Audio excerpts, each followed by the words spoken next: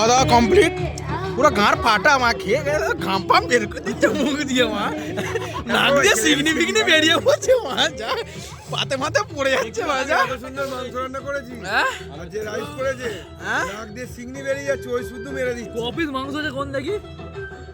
1 2 3 4 5 6 7 আর দুটো তো খেয়ে নিয়েছে।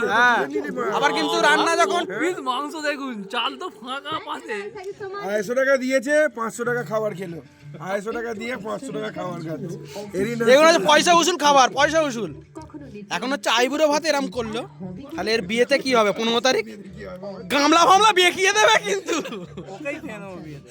এসব কি গামলা ফামলা তুবড়ে দেবে সব একবারে, নাক দিয়ে গড়াচ্ছে কাঁচা জল, তাও খেয়ে যাচ্ছে। ইস